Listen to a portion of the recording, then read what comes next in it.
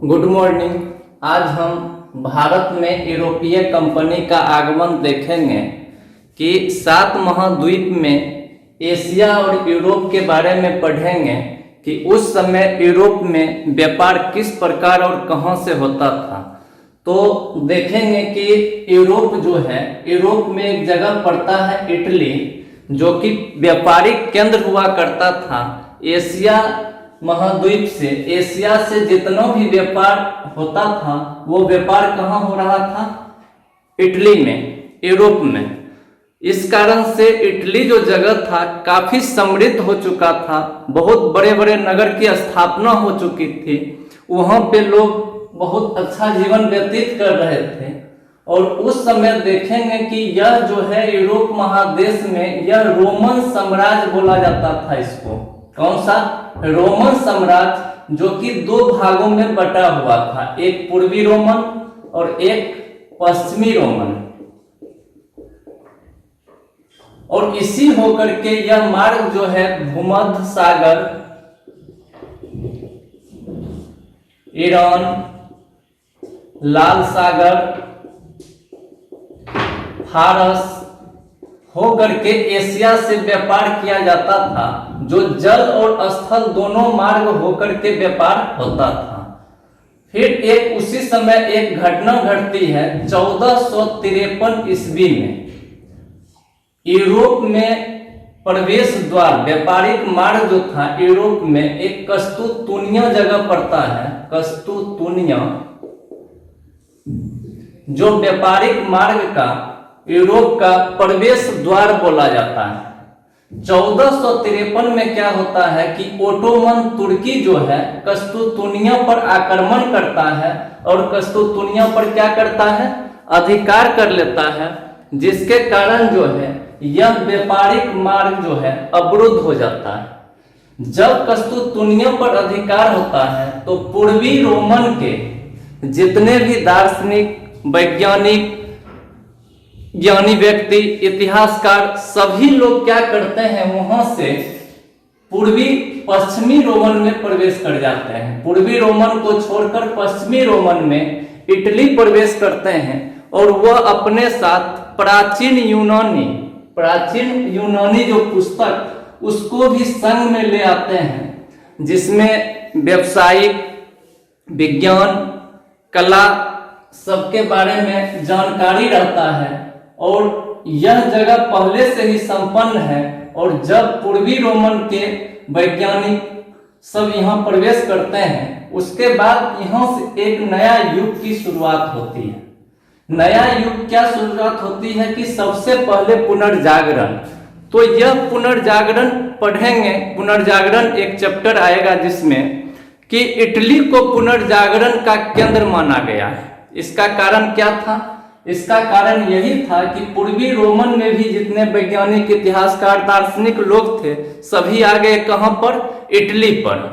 तो यह पुनर्जागरण क्या होता है? पुनर्जागरण प्राचीन सभ्यता के ज्ञान, विज्ञान, धर्म, कला के प्रति फिर से रुचि पैदा होना, यही होता है पुनर्जागरण। जब यहां से पुनर्जागरण शुरू हुआ तो एक तरफ तो पुनर्जागरण और दूसरी तरफ भौगोलिक खोजें, 2 चीज हुआ। कब? 1453 में कस्तूतुनिया पर अधिकार हो जाने के बाद। अब क्या हुआ कि रास्ता जब अवरुद्ध हो जाने के कारण इटली वासियों को कोई भी रास्ता व्यापार करने के लिए नहीं दिख रहा था, जिसके कारण वह एक नई व्यापारिक मार्ग का खोज किया, जो कि किस मार्ग से होकर? समुद्री मार्ग। तो इसमें देखेंगे कि किस प्रकार समुद्री मार्ग से वह फिर भारत प्रवेश करता है। तो 1453 इसको याद रखेंगे कि कस्तूतुनिया पर अधिकार होने के बाद यहाँ वेनिस एक जगह पड़ता है लाल सागर में, उस पर भी क्या होता है? अधिकार कर लेता है कौन? ओटोमन तुर्की। तो यहां देखेंगे सबसे पहला एक नाम पढ़ेंगे, बार्थोलोमियो डियाज।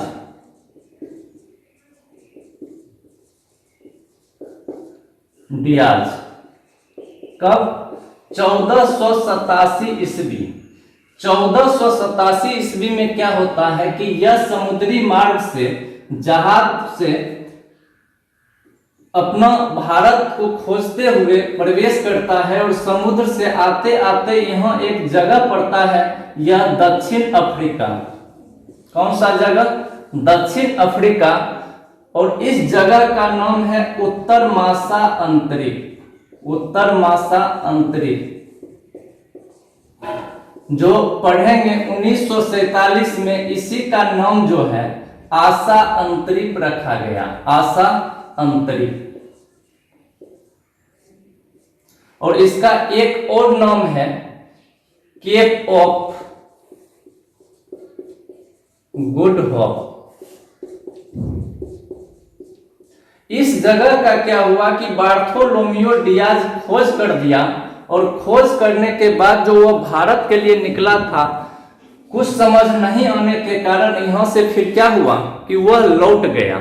और लौटते समय इसी का वह नाम दिया था, किसका? उत्तर मासा का अंतरिक्ष का एक नाम रखता है तूफानी अंतरिक्ष। तूफानी अंतरिक्ष। तो यहां पर हम क्या देखें कि बार्थोलोमियो डियाज कब 1487 ईस्वी में कहां आता है? साउथ अफ्रीका के उत्तर मासा अंतरिक्ष पे। और इसी का नाम 1947 में आशा अंतरिक्ष रखा गया, जिसको केप ऑफ गुड होप भी कहा जाता है। और इसी का बार्थोलोमियो डियाज क्या किया था?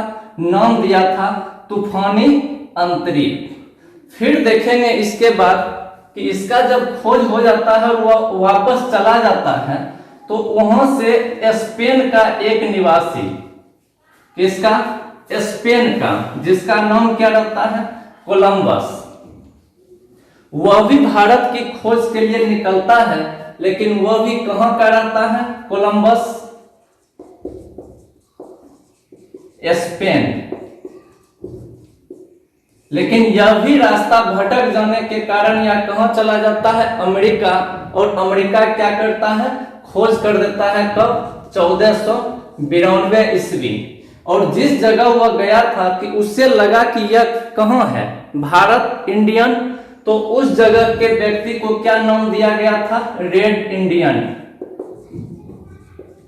यह दक्षिण अमेरिका में पड़ता है। तटवर्ती क्षेत्र में जो भी लोग रहा करते थे उसको अभी भी क्या कहा जाता है? Red Indian. क्योंकि उसे लगा कि यह भारत ही है, और उसी का नाम क्या दे दिया? Red Indian. और उसके बाद देखेंगे कि एक जो है पुर्तगाल, यहीं पे यूरोप में एक जगह पड़ता है पुर्तगाल, जहां का राजकुमार था हेनरी द नेविगेटर। राजकुमार का क्या नाम था? पुर्तगाल। राजकुमार था जिसका नाम था Henry the navigator.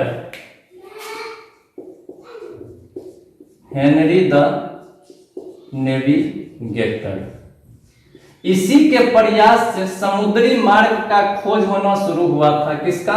Henry the navigator. यह एक पुर्तगाली था, राजकुमार था।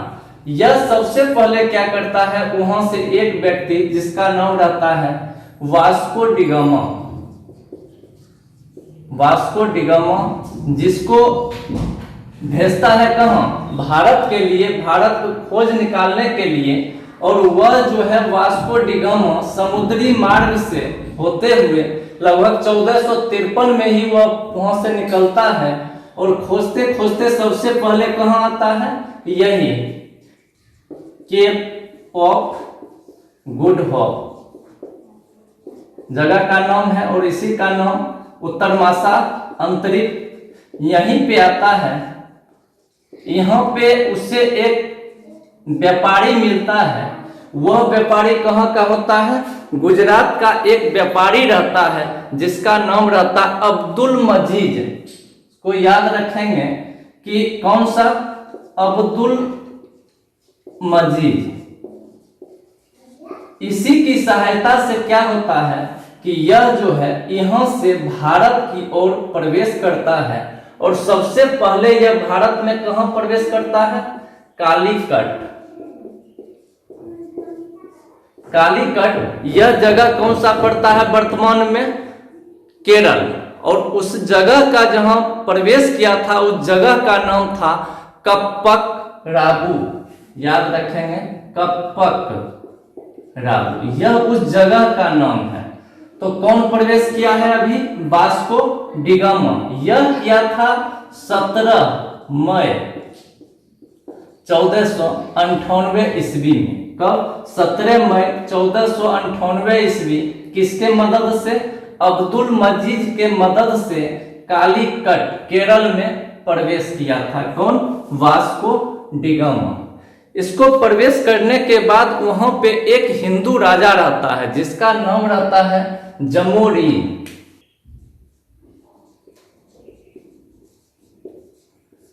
जमोरीन ने क्या किया कि उसका भव्य स्वागत किया, और स्वागत करने के बाद वास्को डी गामा जो है लगभग 8 माह तक कहाँ रुका? भारत में। और जाते समय वह अपने साथ 2 चीज ले गया, एक मसाला और दूसरा जो है जड़ी बूटियां।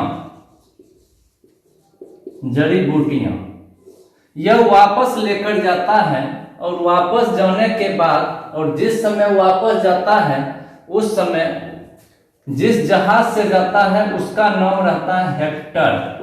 कौन सा जहाज? इसको भी याद रखेंगे, किस जहाज से वापस गया है? हेक्टर। और जाने के बाद क्या होता है कि इसका जो है मुनाफा, मसाला का मुनाफा लगभग 60 गुना, 60 के गुनज में मुनाफा कमाता है। कौन? यूरोपीय कंपनी जो पुर्तगाली है वह। और जब यह देखता है कि काफी अधिक मुनाफा होता है तो जस्ट उसके बाद देखेंगे कि 1500 ईस्वी, कब? 1500 ईस्वी में पेड्रो अल्वारेज, कौन? पेड्रो अल्वारेज केब्राल,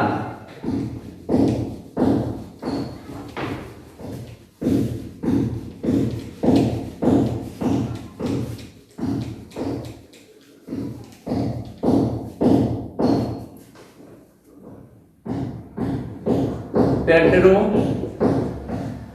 अल्वारेज केब्राल, यह जो है 1500 ईस्वी में, यह भी पुर्तगाली है और 1500 ईस्वी में कहाँ आता है? भारत में आता है। और जाने के बाद फिर 1502 ईस्वी में Vasco D gamma, Vasco D gamma Bharat लौटकर आता है। कब? 1502 ईस्वी में। और 1503 ईस्वी में देखेंगे कि 1503 यह कोचिंग में प्रथम फैक्ट्री की स्थापना करता है। कब? 1503 में कोचिंग। ये भी एक पूछा हुआ है कि पुर्तगाली सबसे पहले अपना फैक्ट्री कहाँ स्थापित करता है? तो वह कोचिन में करता है। उसके बाद फिर 1505 में देखेंगे कि कन्नूर, कहाँ? कन्नूर दूसरा फैक्ट्री जो है वह कहाँ लगाता है? 1505 ईस्वी में कन्नूर। और उसके बाद जो है वास्को डी गामा जो है भारत से लौट जाता है कहाँ? अपने पुर्तगाल। और इसके बाद देखेंगे कि वहाँ का पुर्तगाल का जो सम्राट होता है वह अपना वायसराय,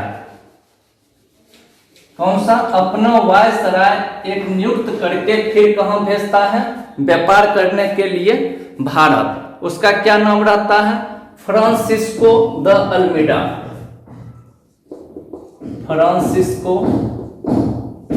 द अल्मीडा। यह जो है भारत में 1505 ईस्वी से 1509 ईस्वी तक भारत में रहता है। 1505 से 1509। यह कौन है? पुर्तगाली वायसराय, वायसराय। यह 1505 से 1509 ईस्वी तक भारत में रहता है और यहीं पे अपना क्या करता है कि फैक्ट्री को भी बढ़ाता है, साम्राज्य का भी थोड़ा विस्तार करता है। सबसे पहला यह काम करता है कि इसको जो हम देखते हैं यह पड़ता है हिंद महासागर। यह क्या करता है कि हिंद महासागर में एक जो है नियम लाता है, एक कानून बनाता है जो कब्जा करने के लिए हिंद महासागर पर यह कब्जा कर लेता है। और कब्जा करने के बाद एक नीति लाया है, उस नीति का क्या नाम है? Blue water policy. Blue water policy. इसमें क्या होता है कि इस पॉलिसी में कि कोई भी व्यापारिक कंपनियां अगर यहां प्रवेश करती है तो किससे ऑर्डर लेना पड़ेगा?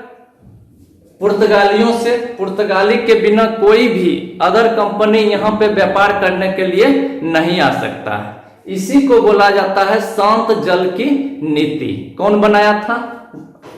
Francisco de Almeida.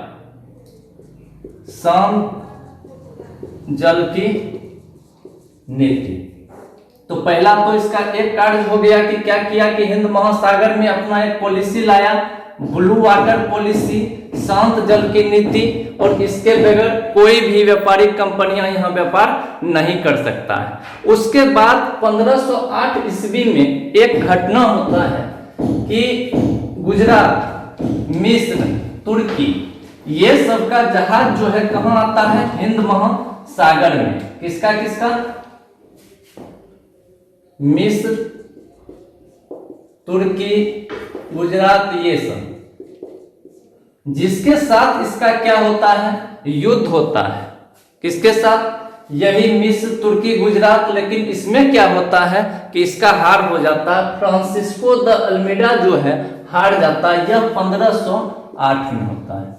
लेकिन फिर 1509 में अल्मीडो द फ्रांसिस्को जो है वो 1509 में विजयी हो जाता है। विजयी, इसकी हार होती है। और इस समय तक क्या होता है कि हिंद महासागर पर पूरा अधिकार कौन जमा लेता है? पुर्तगाली। इसके बाद देखेंगे कि सबसे ध्यान कि एक तरफ हम बात कर रहे हैं दक्षिण भारत की। किसका?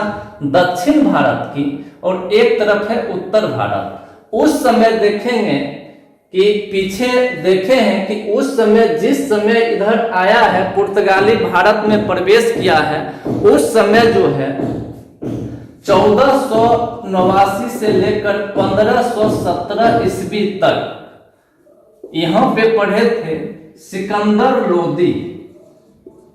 सिकंदर लोदी का क्या होता है? दिल्ली पे शासन रहता है। लोदी वंश, जो बहलोल लोदी के बाद कौन आया था? सिकंदर लोदी। और इसी के बाद इब्राहिम लोदी आया था। तो जिस समय पुर्तगाली भारत में अपना फैक्ट्री, अपना साम्राज्य स्थापित कर रहा है, फैक्ट्री स्थापना किया है, उस समय इसको भी ध्यान रखेंगे कि दिल्ली में किसका शासन था? लोदी वंश और सिकंदर लोदी का। इसमें पढ़े थे कि सिकंदर लोदी यही जो है गज ए सिकंदरी,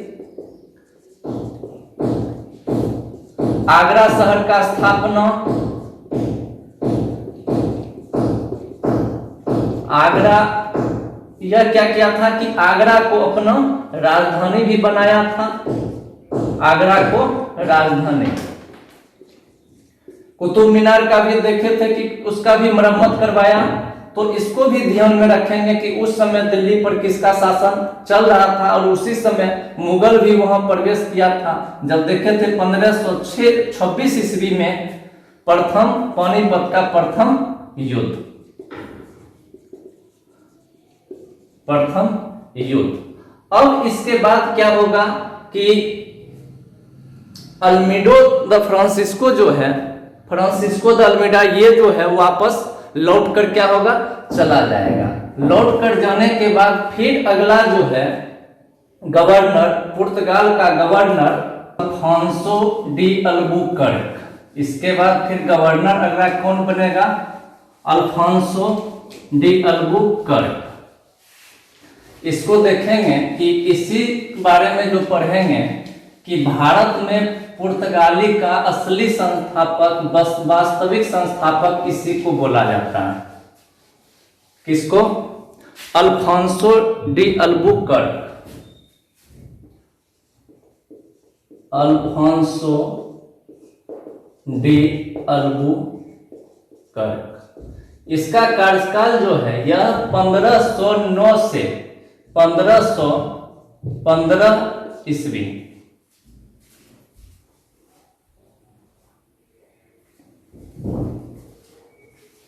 कब से कब तक? 1509 से 1515 ईस्वी तक इसका कार्यकाल था। इसके कार्यकाल में सबसे पहला देखेंगे एक बीजापुर का शासक, बीजापुर का शासक। बीजापुर का इस समय शासक जो रहता है आदिल शाही यूसुफ, आदिल शाही यूसुफ सुल्तान। इससे क्या करता है कि कौन? अल्फांसो डी अल्बुकर्क गोवा को छीन लेता है, गोवा को छीन लेता है। सबसे पहला हो गया। दूसरा हम इसका देखेंगे कि विजयनगर,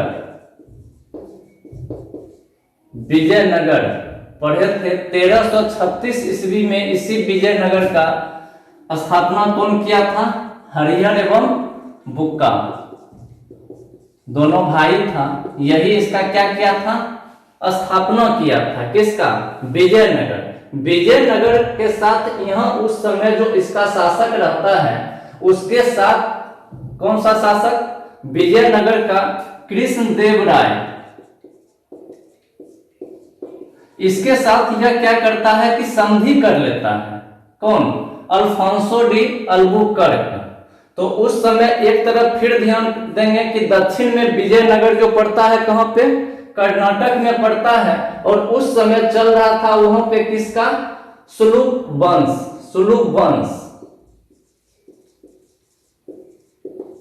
और उसका शासक कौन था? कृष्णदेव राय। इसके साथ क्या किया गया है कि इसके साथ संधि कर लिया गया। कौन संधि किया है? Alfonso de Albuquerque. और यही दोनों कारण कि इसको पुर्तगाल का अंतिम संस्थापक भारत में यानी वास्तविक संस्थापक बोला गया। किसको? Alfonso de Albuquerque. इसके बाद देखेंगे कि 1511 ईस्वी में, कब? 1511 में मलक्का, मलक्का को यह जीत लेता है। कब? 1511 में। और 1515 में फिर देखेंगे होमुर्ज, 1511 मलक्का, 1515 होमुर्ज। यह जो है इसको फारस की खाड़ी में यह पड़ता है, इसको भी क्या करता है कि यह जीत लेता है। और 1515 में ही देखेंगे कि भारत में पहला चर्च संत जेवियर्स, यह गोवा में पड़ता है चर्च, कि क्या करता है? चर्च बनवाता है। कौन? Alfonso de Albuquerque. तो इसका काल कब से कब तक हो गया? 1509 से 1515 तक। सबसे पहला काम किया है कि बीजापुर के शासक आदिल शाही यूसुफ सुल्तान से गोवा को छीन लिया। फिर देखेंगे कि विजयनगर में विजयनगर का शासक जो रहता है उसके साथ यह क्या करता है? संधि कर लेता है। 1511 में मलक्का पे अधिकार कर लेता है, 1515 में होमुर्ज पर। और 1515 में ही देखेंगे कि संत जेवियर चर्च क्या करता है? यह बनवाता है। 1515 जाते जाते यह भारत में प्रबल पानी यानी जल शक्ति ये किसके हाथ में आ जाता है? पुर्तगालियों के हाथ में आ जाता है। इसके बाद फिर देखेंगे कि अगला शासक जो है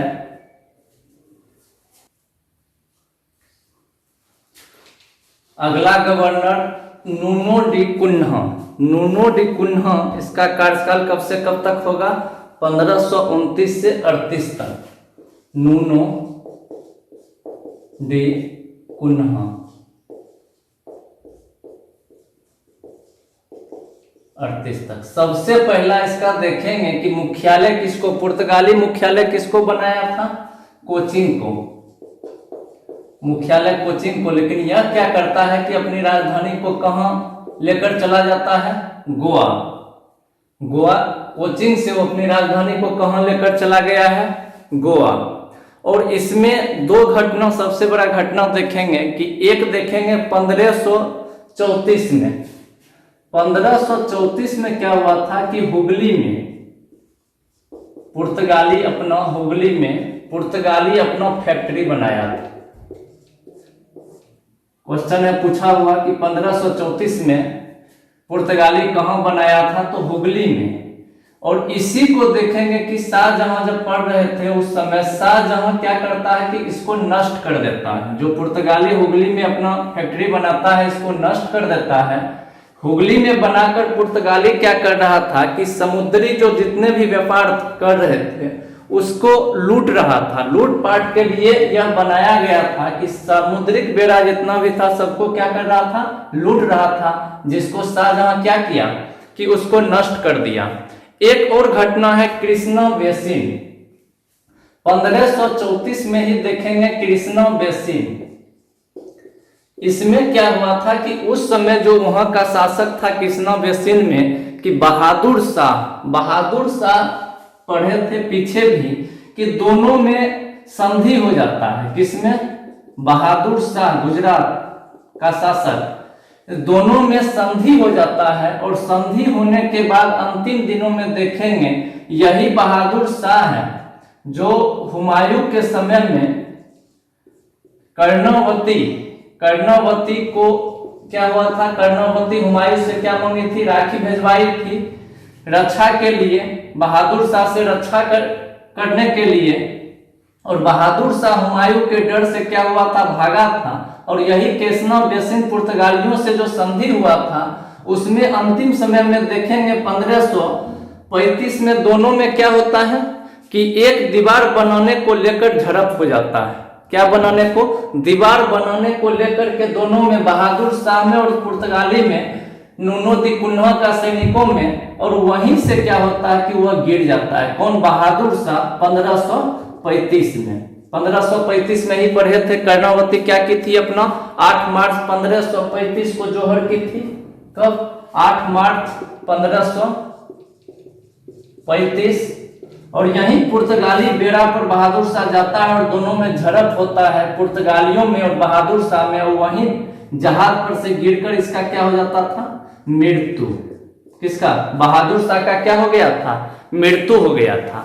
इसके बाद देखेंगे कि 1535 में द्वीप को, 1535 में पुर्तगालियों ने क्या किया, द्वीप को भी जीत लिया। यानी 1534 में किसका हो गया, कृष्णा बेसिन की संधि जीत लिया। 1534 में ही हुगली में अपना फैक्ट्री का स्थापना किया। और वहीं 1535 में फिर देखेंगे कि देखिए बहादुर शाह का क्या हो जाता है, मृत्यु हो जाता है। इसके बाद फिर हम देखेंगे कि यह पुर्तगाली जो है भारतीय समुद्र, भारत के अंदर जितना भी समुद्री जगह है उसको एक अलग नाम से पुकारता है, अलग नाम देता है, कार्टेज आर्मेडा,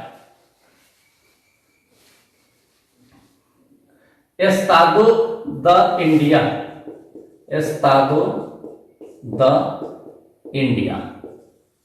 यह पुर्तगालियों ने इसका नाम दिया है। क्या? Estado da India. यह क्या था कि समुद्रिक भारतीय साम्राज्य का अलग नाम दिया, भारतीय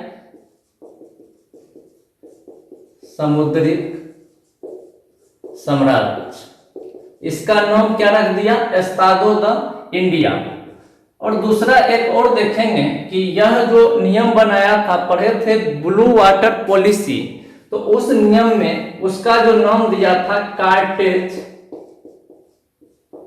आर्मेडा काफिला व्यवस्था, काफिला व्यवस्था। यह क्या था काफिला व्यवस्था? यह क्या था कि जिस समय यहाँ जो भारतीय लोग व्यापार कर रहे थे और जहाज पर लेकर के माल को लेकर के जाते थे, उस समय एक जो है पुर्तगाली का काफिला रहता था, पुर्तगाली सैनिकों का काफिला रहता था कि इसकी लूटपाट कोई न करे समुद्र में। तो यह भी व्यवस्था कौन लागू किया था? पुर्तगालियों ने यह भी व्यवस्था लागू किया था। फिर एक देखेंगे 1542 ईस्वी में मार्टिन डिसूजा। यह कौन था कि मार्टिन डिसूजा यहाँ का वायसराय बनकर आया था, गवर्नर बनकर आया था, पुर्तगाली गवर्नर मार्टिन डिसूजा। और इसी के साथ में जो पढ़े कि गोवा में संत जेवियर चर्च की स्थापना, वही संत जेवियर आया था कहां, भारत। इसको याद रखेंगे कि 1542 में मार्टिन डिसूजा गवर्नर के साथ पुर्तगाली गवर्नर के साथ संत जेवियर्स कहाँ आया था? भारत में आया था। फिर एक देखेंगे कि 1560 ईस्वी में भारत में ईसाई धर्म न्यायालय की स्थापना क्या हुआ था? 1560 में ईसाई धर्म न्यायालय, इसका भी पुर्तगालियों ने क्या किया था? स्थापना किया था। कब? 1560 ईस्वी में। इसमें पूरा पुर्तगाली को देखे और पुर्तगाली को फिर हम पढ़ेंगे कि जिस समय अंग्रेजों के साथ, और एक और देखे थे कि पांडुचेरी को भी क्या किया था? वो जीत लिया था। कौन? पुर्तगाली। इसका आगे हम देखेंगे जिस समय आपस में फ्रांसीसी, अंग्रेज, पुर्तगाल आपस में क्या होगा? युद्ध होगा। उस समय देखेंगे कि किस प्रकार यह एक एक करके जीतता है और अंत में पुर्तगालियों को क्या होता है? भारत छोड़ करके जाना पड़ जाता है।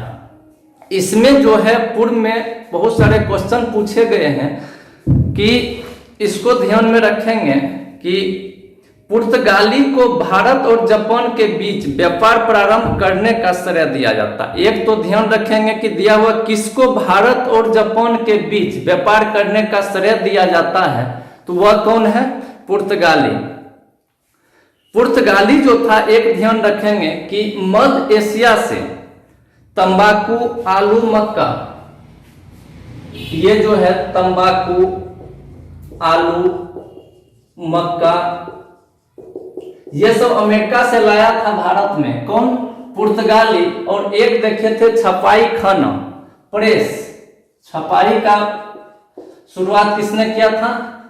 पुर्तगाली ने। इसके बाद फिर देखेंगे कि अपने साथ वो बहुत चीज खाने वाला, काजू, किशमिश, ये सब अपने देश में नहीं था। ये सब किसकी देन है? पुर्तगालियों का। पपीता, बादाम, काजू, ये सब। प्रश्नों में दिया है कि पुर्तगाली उपनिवेश का प्रथम वायसराय कौन था? तो अभी ही देखे हैं अल्मीडा दी फ्रांसिस्को।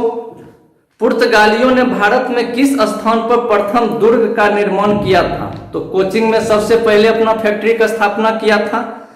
मध्यकाल में सर्वप्रथम व्यापार संबंध स्थापित करने वाला कौन था? तो वह पुर्तगाली था। किन यूरोपीय ने भारत में प्रथमतः समुद्री व्यापारिक केंद्र स्थापित किए? तो वह भी कौन था?